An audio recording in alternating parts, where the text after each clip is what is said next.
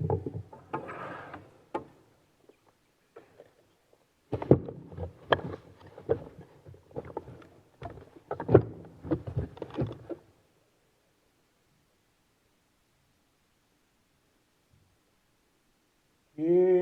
לכך טוב נתתי לכם את תורתי, אל תעזובו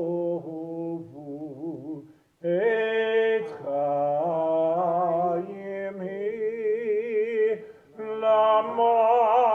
למחזיקים בה ותומכיה מאושר דרכיה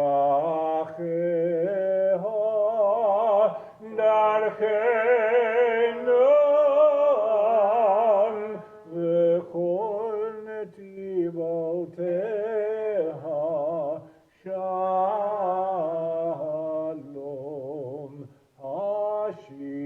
השיבנו אדוני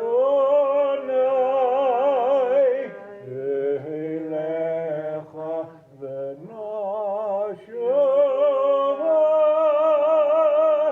חדש חדש ימינו, חדש ימינו כקדם.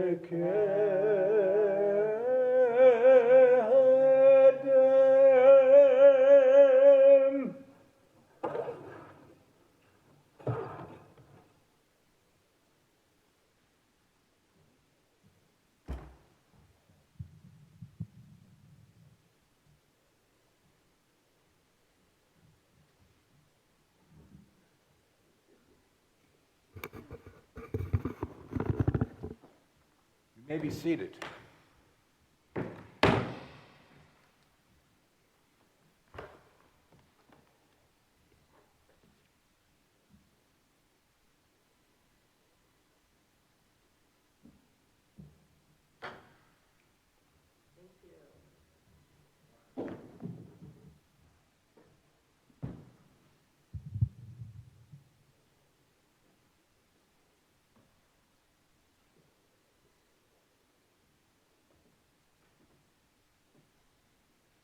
Shabbat Shalom, everyone.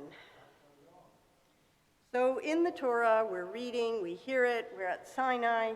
We know that Moshe goes up on the mountain, 40 days, 40 nights, and that's the duration of getting Torah. And we're so used to it that we don't really ask the obvious question, why is it going to take 40 days to do this? This is something God is participating in. So why would it not just be that Moses goes up the mountain, takes the Torah, down the mountain? We're good. It can't take 40 days to get that done. And we're told 40 days on the mountain. So really, we start to realize that we haven't been asking this question. And it's something that the Talmud and the Midrash does ask. It's asking, why is this going to take so long? It should be an instant process. And it seems that while Moses is up on the mountain, Moses is watching as God is creating the Ten Commandments and the Torah. So it seems to be important that Moses see the process of creating these things. That's what's taking so much time. And we have an incredible midrash that says that at one point, Moses turns to God and says, "What's taking so long?" And it really just immediately shows us, when the Torah tells us that God and Moses are best friends, these are the moments where we hear they are best friends, because no one on earth would ever turn to God and say, "What's taking you so long?" But Moses can turn to God and say, "I don't understand. You're God. Why is this taking any time at all? What's delaying you?" And God turns to Moses and says, "You see what I'm doing here is I'm putting crowns on the letters. I'm not just creating letters. I'm not just putting this document together. I'm making crowns and putting the crowns on the letter." And for anyone who has looked inside a Torah scroll, we do know that the Hebrew letters in a Torah scroll bear crowns on many of them, and those crowns are not all the same. and were very strict with the scribe about what are the crowns, where do they go, what do they look like. It's not art, it's Torah. And so Moses is watching that, and God is saying, I'm putting crowns. And then God says to Moses, there's an entirely new Torah sitting in the crowns. Not just in the letters you're going to read, but in those crowns. Except Israel is not ready to hear that Torah. That has to sit safely within the crowns. Those messages have to stay in there, says God, until a great man named Akiva ben Yosef will come along, and he will be the one to unlock those crowns. And, of course, that's Rabbi Akiva that is being mentioned. So Moses says, ooh, I want to see this man. And so God tells Moses, turn around. And in the Midrash, Moses turns around and finds himself behind 8 lines in Rabbi Akiva's academy. And it's important that he's behind 8 lines, because the way that our academies worked in the rabbinic era is where you sat designated where you were in the process. So the master is standing in the front giving the lesson. The new student comes in and takes a seat right at the back. And the people at the back do not have the privilege of asking questions or engaging in the debate. They listen. Only the people in the front rows are going to be asking questions, peppering discourse, engaging and debating. The people at the back still have to learn how to do that. And they will learn over years that when someone in the front rows graduates or leaves, God forbid, passes away, for whatever reason, there's an empty seat, everyone will advance 1 seat. So imagine how many years it will take for someone at the back to get to the front rows. And by then, they gain the privilege to ask questions and enter the discourse, because they've been training all those years. So it's a system that actually makes perfect sense of how a disciple is going to train and learn and commit themselves. Moses is at the back. Not only at the back, at the far back, first seat in. Moses is sitting now in Rabbi Akiva's academy, and it says he's listening to the discourse, as he should be, because he's in the back rows. But then it says he's listening, and he's confused. He doesn't understand what they're talking about. He can't follow the argument. This is Moses sitting there, cannot follow the argument. And at one point, the argument gets so fierce to a point where one of the disciples challenges Rabbi Akiva and says, how do you know what you're saying? How do you know this? And Rabbi Akiva says, Halacha leMoshe miSinai. It's the law that was given to Moses at Sinai. Moses is sitting in the room, and he doesn't recognize what's being discussed. He's the one who actually received the Torah, watched God creating the Torah, and he doesn't understand what's being discussed. But it says that when he hears that sentence, this is the law given to Moses at Sinai, he's calm. Not he suddenly understands it, he doesn't, but he's calm. Because what we're being told is that it is for each generation to look at the unbroken chain of tradition, the unbroken chain of Jewish thought, values. That's the Torah that's needed. We're going to cross the chain back, and if we can cross it back to get to Moses at Sinai, the law given to Moses at Sinai, we have a strong chain of tradition. Those are the crowns that have been unlocked. They were given at Sinai. They were waiting. Revelations need readiness, and that's what God told Moses at Sinai. This generation's not ready for these deeper messages. They're ready for the written word. We'll give them the written word. But everything's going to come at Sinai. Everything's going to be transmitted at Sinai. Everything will be coded, and then we wait. Because actually each generation will unlock and reveal the Torah they are ready to hear. And if someone reveals it too soon, we will reject it, because it doesn't speak to us, because we're not ready to hear it. The way Moses sat confused in Rabbi Akiva's academy, saying, I don't know what you're talking about.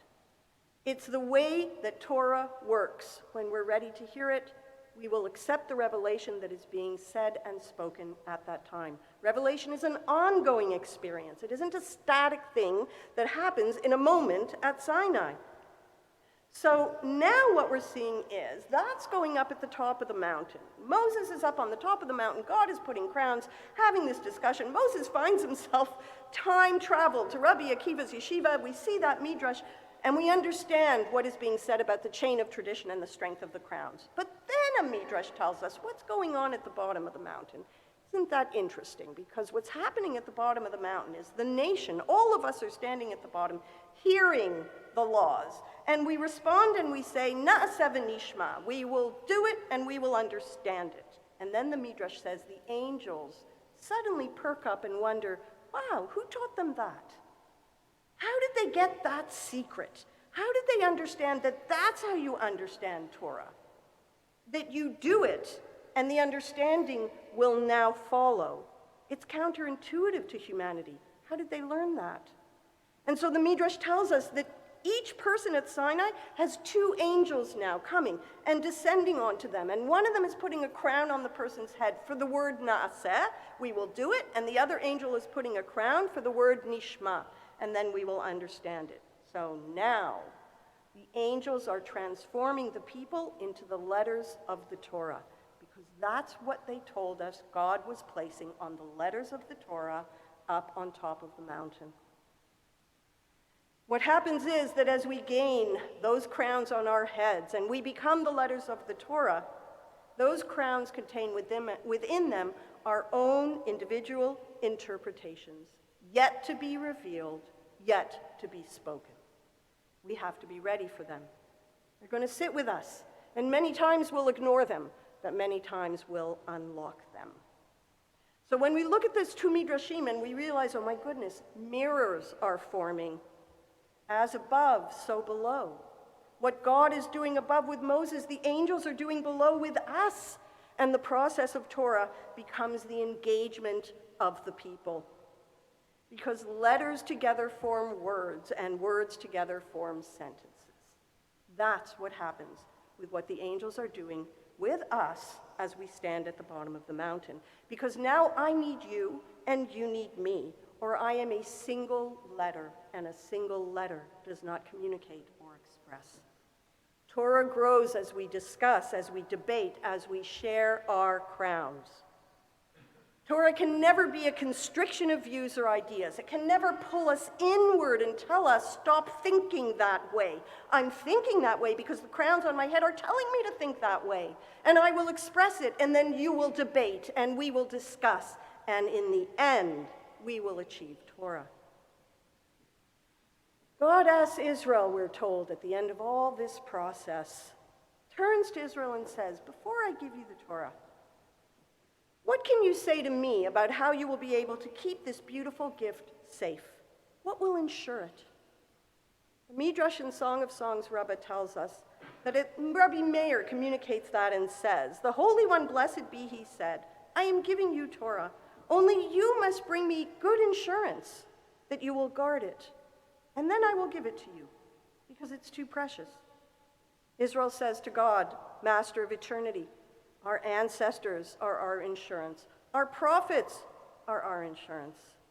In other words, our past is our insurance. The Holy One said, these ones also need insurance. You must bring me good insurance. And Israel said, behold, our children are our insurance, our future. The Holy One said, they are certainly good insurance. It is by their hands I now give you the Torah. We stood at Sinai. We pledged to God that our children will keep Torah safe and will guard it. And now the only question we're left with is, did we actually give it to them? And did we actually place crowns on their heads? Shabbat shalom. Yeah.